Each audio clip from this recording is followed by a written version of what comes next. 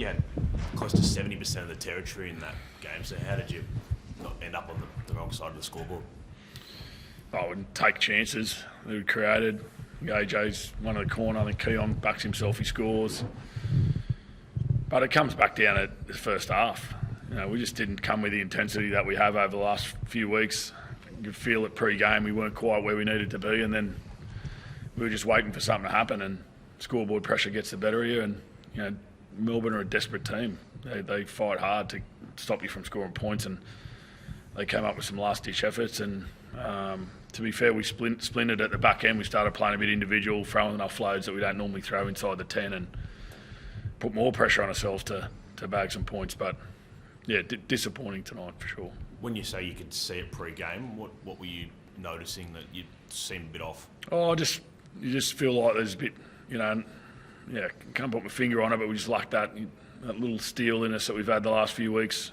It was missing a bit in the first half, particularly. I think their first try, they went 90 metres from a turnover and crossfield kick, and the ball hits the ground and their blokes do it first and we're not on them. So I think their 3 tries all come from long distance where we turn the ball over inside their 10. So it's just periods where we're switching off and we're making life too hard for ourselves. Was that a result of possibly last week and the energy expended in that game and the celebrations and what it meant to you?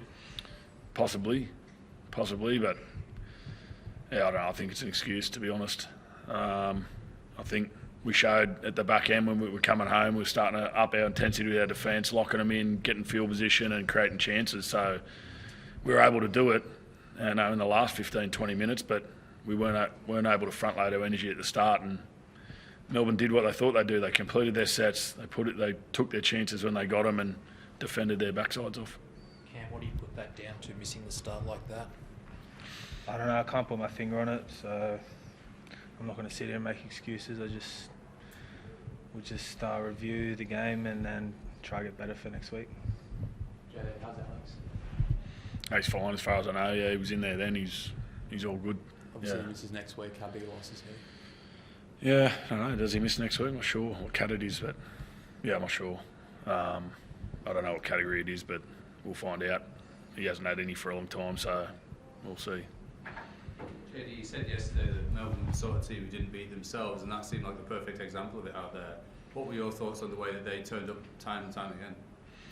That's Melbourne. That's what they do, consistently all the time. They've had a bit of a blip early in the year, and they've corrected that. And I think they were over 90% completion in the first half, and they just keep coming. They don't give you chances. You got to earn the right to get field position. You got to play it in a style that puts them under pressure. And I felt like our first try probably summed us up. We felt like it was going to be easy, and I don't know why we felt like that. But like I said, all 3 of their tries come from long range, and that's a sign that you're probably not as switched on as you need to be. And that was the trail out there. It was, for the first hour, it was very, very quiet, I thought.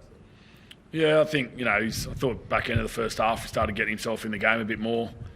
Like I said, I thought across the board we were off the pace a little bit.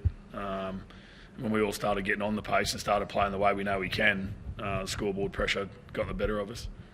Are you happy, JD, that he's getting the ball and the opportunities to inject himself into the game early on? Oh, he probably needs to find his way in the game a bit earlier, but it's not about our attack. It's about our defence. Like I said, they've gone 90 metres from a turnover off their 10-metre line and put a little crossfield kick in and got 6 points. That's disappointing. From a decent set, half chance, turn the ball over, set start, they shouldn't be going 90 metres. And if they are, the game's getting quick. Everybody brings fatigue in, and like I said, 6-all. All right, we start get going, but we started the second half as we started the first half. A lot of effort across the board in one set, and then they go offload, bang, bang, run 50 and score. It hurts. Cam, do you feel like you're missing, I think 5 middles are out injured at the moment. Do you feel like you're missing those guys a lot, more and more each week? I don't know. I don't think it's any excuse. We've got good depth here at the club, and we always speak about next man up mentality and having the confidence in everyone in our top 30 to step into that role if we need it. So, no, I don't think that's any excuse. I just thought that we didn't really turn up today. JD, who comes back next week out of those 5 middles? Yeah, I'm not sure. I think Jai and Junior are probably another week. So these blokes who played tonight pretty much are going to be the blokes who have to strip up next week. But again, we just got to be honest with ourselves in terms of how we approach a game and get ourselves in the right mindset. And it doesn't matter who you play in the NRL. You don't turn up to start the game, you're going to be on the back foot. And then you're going to be playing catch-up, and that's what happened tonight. We didn't start with the intensity at home in our second home game that we've had all year with the intensity that we should have had.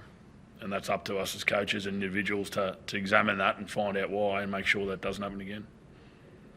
Thanks, guys. Thank you.